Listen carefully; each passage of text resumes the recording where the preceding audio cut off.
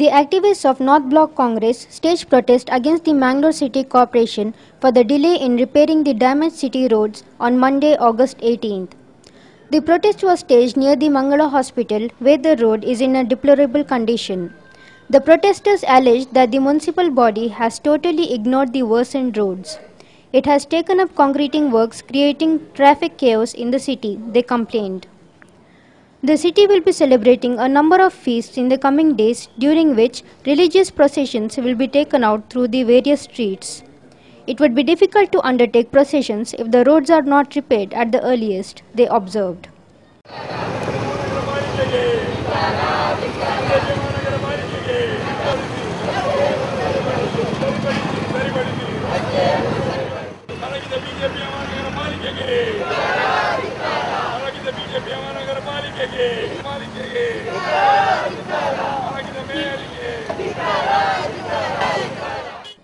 North Block Congress President Suresh Ballal, Youth Congress President Vishwas Das, MCC Opposition Leader Harinath, former Mayor Shashidhar Hegde, Corporators Appi, Greater Rebello, Ashok and others were present in the protest.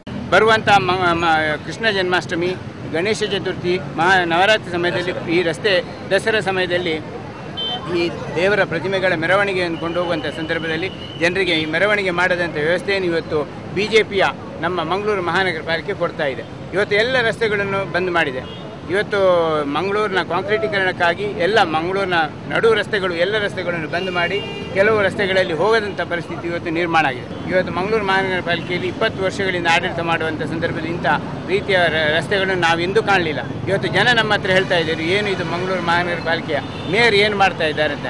ದಯವಿಟ್ಟು ತಾವು ತಿಳ್ಕೊಳ್ಬೇಕು, mayor ಅವರಾಗಲಿ ಅಥವಾ ಅಧಿಕಾರಿಗಳಾಗಲಿ ಅವರಿಗೆ ಕೊಟ್ಟಂಥ ಕಾರುಗಳಾಗಲಿ ಜೀಪುಗಳಾಗಲಿ ಅವರಿಗೆ ಮನೆಯಿಂದ ಆಫೀಸ್ನ ಮನೆಗೆ ಹೋಗ್ಲಿಕ್ಕೆಲ್ಲ ಇಂಥ ರಸ್ತೆಗಳನ್ನು ಇನ್ಸ್ಪೆಕ್ಷನ್ ಮಾಡಿ ಎಲ್ಲೆಲ್ಲಿ ಕೆಟ್ಟು ಹೋಗಿದ್ದ ರಸ್ತೆಗಳು ಎಲ್ಲೆಲ್ಲಿ ಪ್ರಾಬ್ಲಮ್ಗಳಿದೆ ಅದನ್ನು ಸರಿಪಡಿಸಲಿಕ್ಕಾಗಿ ಅವರಿಗೆ ಕೊಟ್ಟಂಥ ವಾಹನ ಹೊರತು ಇದು ಮನೆಯಿಂದ ಆಫೀಸಿಂದ ಮನೆಗೆ ಹೋಗ್ಲಿಕ್ಕೆಲ್ಲ.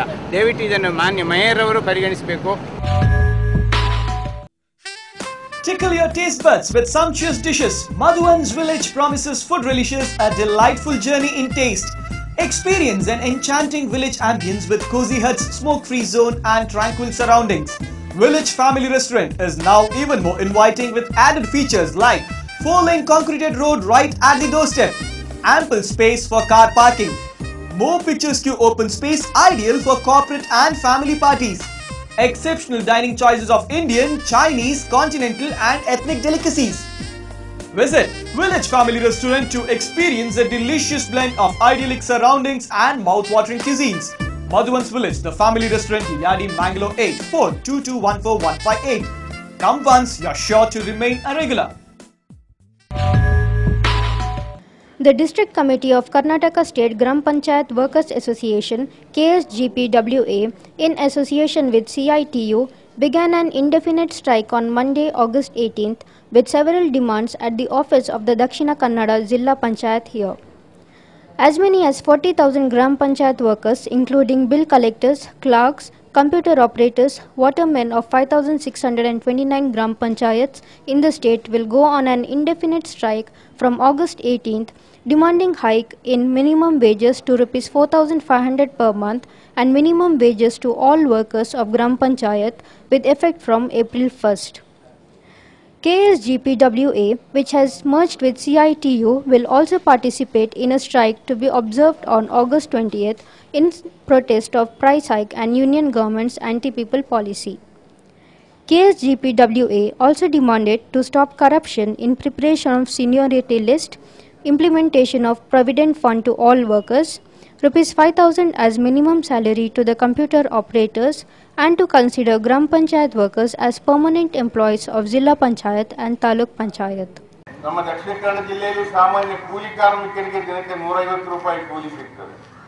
ಇವತ್ತು ಗ್ರಾಮೀಣ ಉದ್ಯೋಗ ಖಾತ್ರಿ ಯೋಜನೆಯಲ್ಲಿ ದಿನಕ್ಕೆ 72 ರೂಪಾಯಿ ಇರುವಂತದನ್ನು 82 ರೂಪಾಯಿ ಆಗಬೇಕಂತ ಕೇಳಿ ಹೋರಾಟ ನಡೆಯುತ್ತಾ ಇದೆ. ಕೃಷಿ ಕಾರ್ಮಿಕರಿಗೆ ದಿನಕ್ಕೆ 100 ರೂಪಾಯಿ ಕೂಲಿ ಕೊಡಬೇಕಂತ ಸರ್ಕಾರ ತೀರ್ಮಾನ ಮಾಡಿದೆ.